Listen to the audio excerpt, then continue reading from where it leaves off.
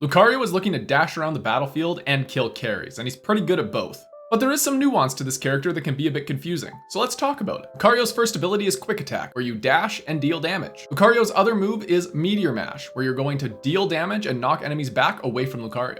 At level 5, you could choose to opt into Extreme Speed, where you're going to dash forward and damage an enemy hit. Once you get to the destination at the end of the dash, you are going to attack again in an area around where you land. The cool part about this ability is if you hit a new Pokemon with this dash, there is no cooldown, and this does not have a limit. So as long as you're always hitting a new target with this dash, you are going to be able to dash and just keep dealing damage. The other level 5 option for Lucario is Power Up Punch, where you're going to charge up a really strong smack. While you're charging, you take less damage, and when you release this charge, you are going to stun everything that you hit, and it's going to set you up for a boosted attack, which I'll touch on shortly. Now, Lucario's basic attack is pretty simple. Every third attack, Lucario's auto attack hits twice. The second hit is a knockup.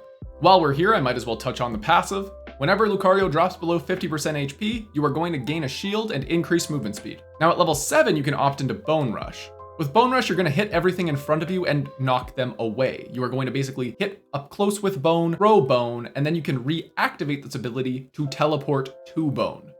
The other level 7 option is Close Combat, where you're going to become unstoppable and punch 11 times in the area in front of you. After dealing this insane amount of damage, your next basic attack is going to be a dash that causes you to lunge at the target closest to you. Finally, for Lucario's Unite move, you are going to charge up this giant Aura Sphere. This Aura Sphere is then going to charge forward and deal damage to all enemies that are inside of it while it's traveling. Using this move increases the damage of your next power-up punch or resets the internal cooldown for Extreme Speed. Now, I have set internal cooldown for Extreme Speed on 2 different moves now. What exactly does that mean? Like I had mentioned when I described Extreme Speed earlier, every single time you hit a new Pokemon with Extreme Speed, it incurs no cooldown. But that only impacts once per Pokemon hit. It's on an internal cooldown. You can use this Unite move, or you can use Bone Rush at melee range to reset the internal cooldown of the cooldown reduction of Extreme Speed. That was a bit of a mouthful, but basically, if you are hitting a Pokemon with Extreme Speed,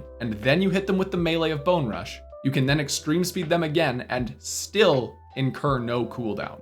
So what moveset do I prefer? I'll be honest with you, I prefer Extreme Speed and Bone Rush. I like to dash a lot. It is a challenging mechanic thing to do, to go and keep track of where you can reset your dash, when your dash isn't going to be resetting anymore, how to reset the internal cooldown on enemy Pokemon. It's all a lot to keep track of. But the counter to that is it's really fun to just dash on enemies and just boom, boom, boom. The piece of advice I have for people running Extreme Speed is just take a second and breathe in between each dash. Remember, there is a second attack wherever you land with Extreme Speed, but you can cancel that extra damage if you dash too quickly back to back. So you always want to give that second to breathe so you're dealing all the damage that you can. Now, if there's a pesky attacker on the enemy team like a Decidueye that you just want to pop like a pimple, I definitely recommend Power Up Punch and Close Combat. Those 2 moves together let you get in, stun something, deal a ton of damage, and just wipe whatever you're targeting off the map. And that concludes the quick guide to Lucario in Pokemon Unite. Get in there and start dashing around and making Decidueye's life hell. If you got any value out of this guide whatsoever, subscribe to this channel because I'm making more Pokemon Unite guides all the time. That's all from me. Have a great day and I'll see you next time.